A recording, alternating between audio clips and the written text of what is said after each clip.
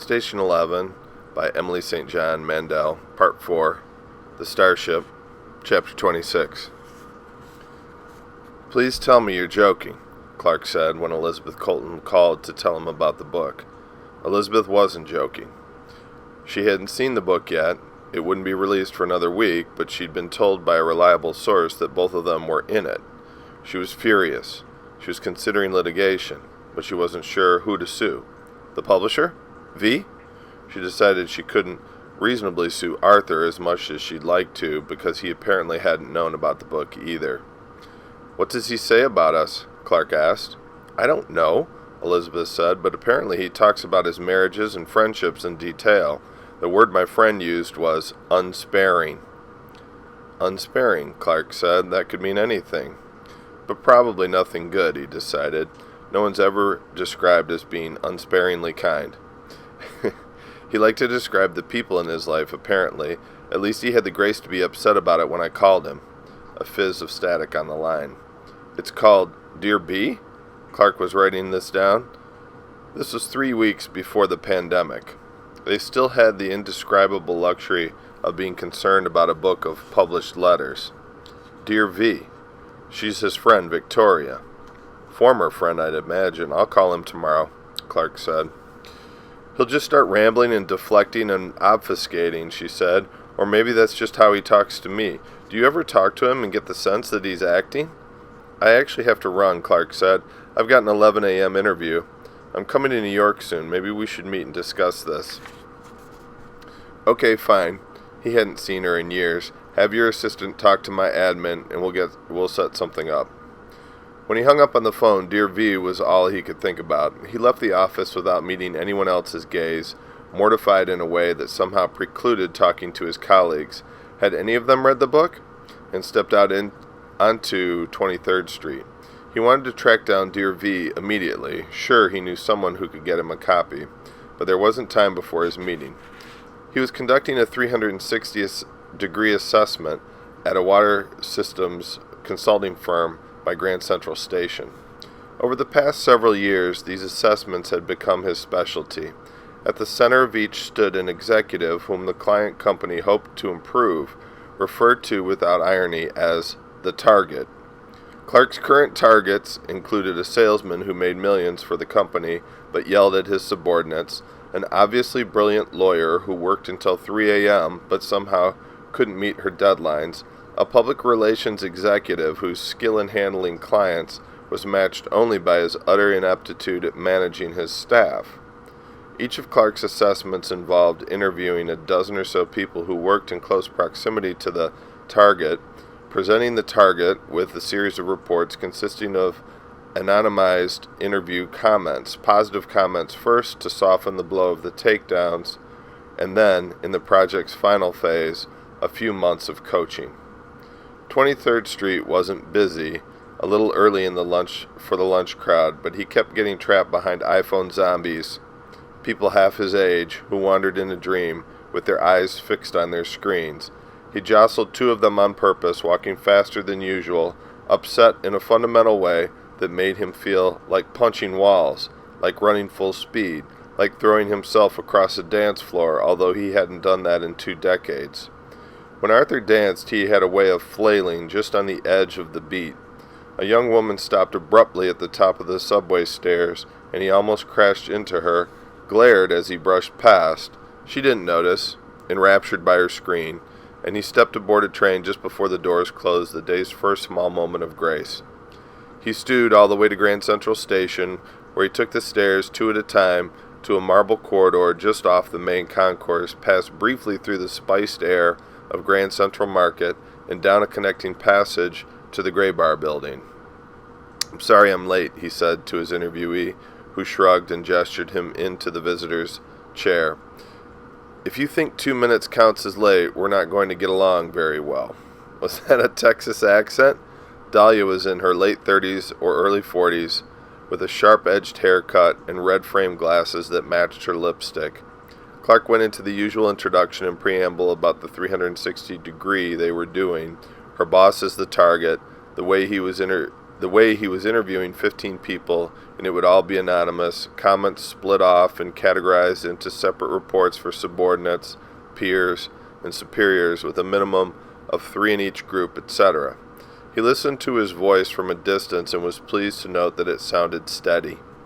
So the point, she said, is, if I'm understanding correctly, is to change my boss?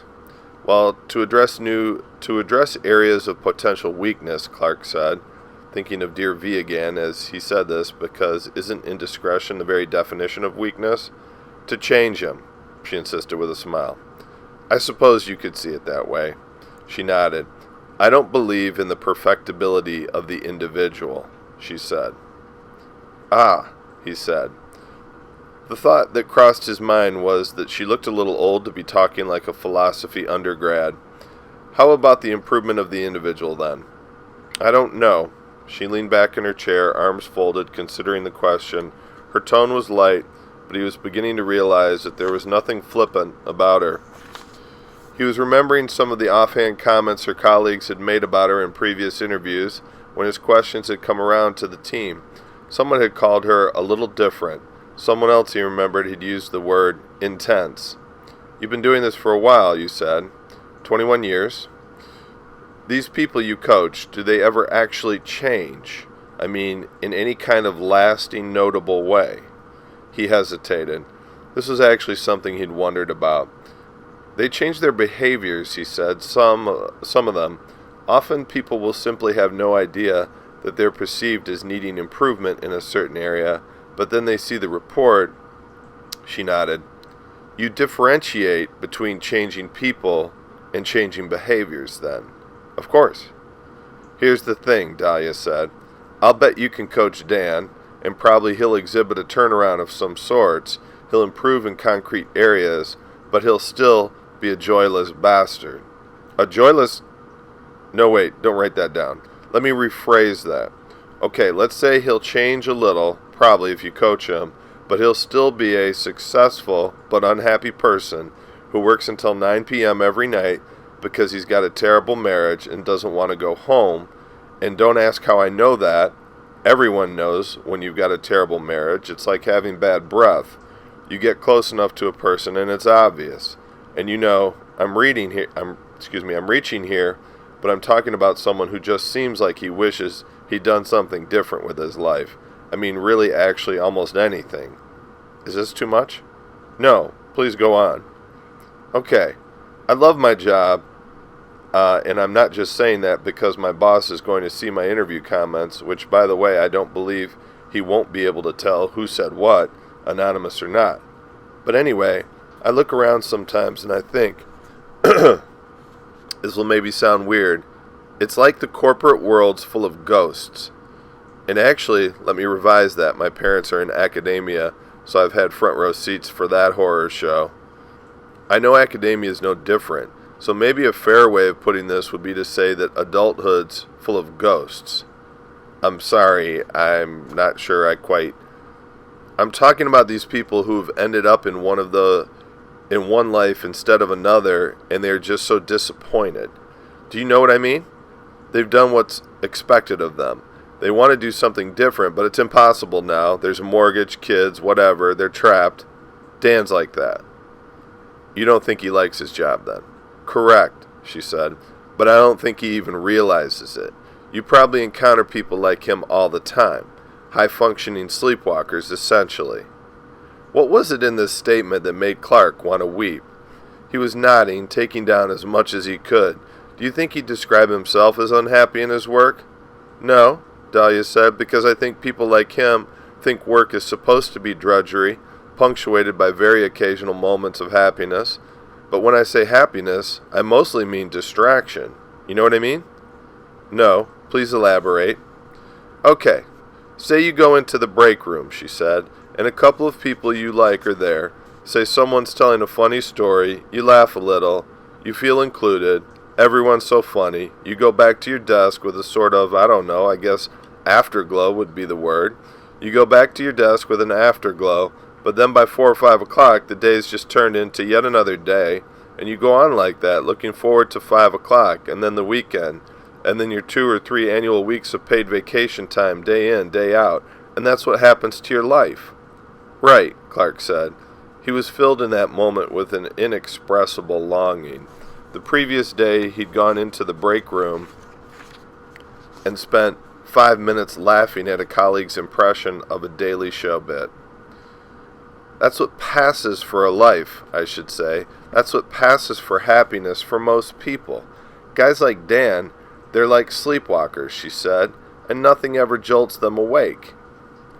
He got through the rest of the interview, shook her hand, walked out through the vaulted lobby of the Gray Bar building to Lexington Avenue.